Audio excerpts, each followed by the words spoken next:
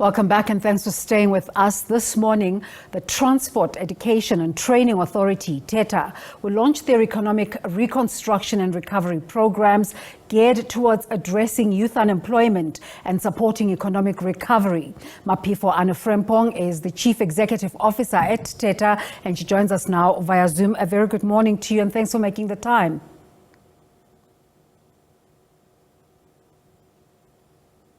Good morning and thank you for inviting me. So youth unemployment is such a real challenge in South Africa. When you say you've collaborated with the bank SETA to the tune of 84 million rands to create jobs for young people in what you call the last mile delivery service, young people sit up and listen. What are the details of this collaboration? The collaboration we have is targeting young people to be trained first as motorbike riders, and secondly to then get access to a motorbike in the form of a lease motorbike, and then they'll be connected to the e-commerce platform of different service providers ranging from Take a Lot, Uber Eats and many others that are involved in e-commerce, delivery of goods from businesses to households or even business premises. So these young kids will be sort of like service providers or subcontractors that are going to be trained first to know how to run a small business, focusing on the last mile delivery, be given the training in order for them to have the skills and the expertise to deal with their clients. So it is targeting 1,200 young unemployed South Africans in Gauteng, and it is a program that will go a long way to make those 1,200 young people who would currently be unemployed to actually get into the economy and be part of those people that are providing a service in the transport and logistics sector. How are you sourcing these young people? They're going to be recruited from townships, and there's a service provider that is service providers that are going to be appointed. Their jobs is to look for unemployed young people in the different townships of Gauteng.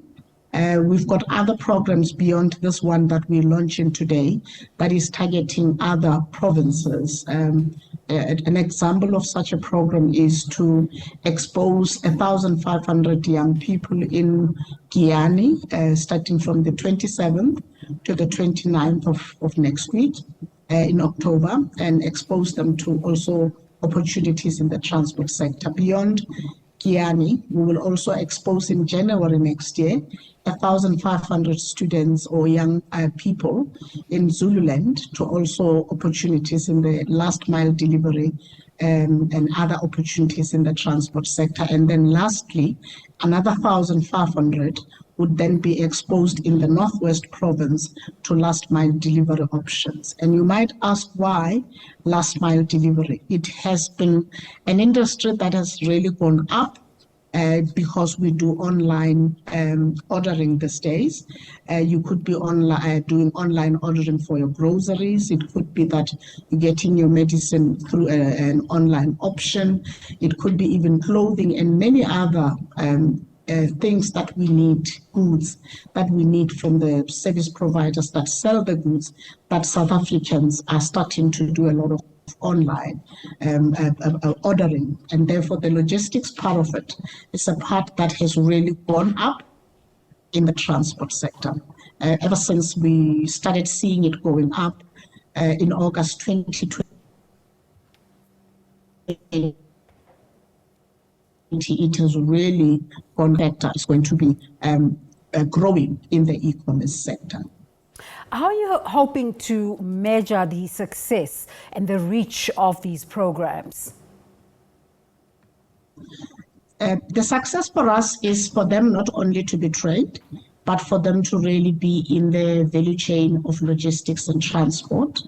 And the way in which we will measure it is by, after the program is done, we will do a tracer study and we will allow these kids to be interviewed to see if they've really gotten value for the program, if they're really in the transport sector and they are seeing the benefits that they should be getting after the program has been undertaken. So your work centers on developing skills, dispersing grants, and quality assurance and training. We're looking ahead to the Finance Minister Enoch Godongwana's midterm budget tomorrow. How has your space been impacted by the budgetary constraints that are said to be impacting negatively on SETAs? We have seen a downward trend of the transport sector as growth in the economy. The transport sector, when one looks at the gross domestic product of South Africa, contributes 9%. And that 9% gets affected when we don't have goods and services being required to be transported. So when mining sector gets impacted, those goods don't get transported by the transport sector. When the health sector gets affected, that also has a ripple effect to the transport sector. We can see, based on the Stats SA survey that gets undertaken every quarter, that the transport sector is not increasing its contribution simply because there's a little bit of a downward trend in the economy as a whole. We're told you also be honored at this event with recognition by the World Maritime University for your role in the empowerment of women. Tell us about this and what specific work you've done to bring about equality. Ever since 2012, we have, as transport sector, given young women an opportunity, especially those that are interested in maritime, to go to the World Maritime University to do their masters. It's an MSc program in different disciplines, to go and study and be exposed to the World Maritime programs.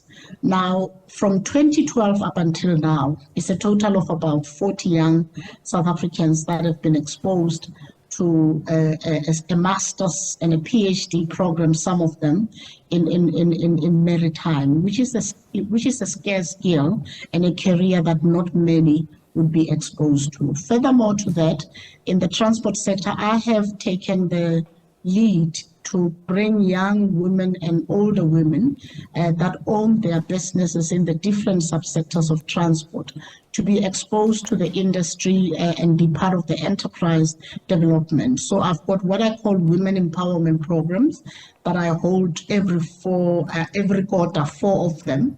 The plan with that is to take big businesses that have got subcontracts, that have got an intention to have subcontractors, and work with the South African network of women in transport and other women formations to connect the businesses that they have started as small business owners and connect them with bigger parts of the businesses that are in the industry. Beyond that, I have also looked in the professional space to expose young professionals to leadership programs. From 2012 up until now, it's about 400 that have also been exposed to leadership programs with a business school in South Africa and working a lot with companies overseas to expose them to the trends in transport. Well, that's all we have time for, but just a quick one. How can our viewers engage with the opportunities that you're providing? They can go to our website, www.teta.org.za. They can also follow us on the Facebook for the Transport Education and Training Authority, and they will be able to then follow us and see the leads of anytime we've got programs that are advertised for young people, then they can advertise, they can apply for those based on the addresses that we shared with them. Well, there you have it. Maphefo Anno-Frempong is the Chief Executive Officer of the Transport Education Training Authority and talking to us about that launch of their youth employment and economic recovery programs.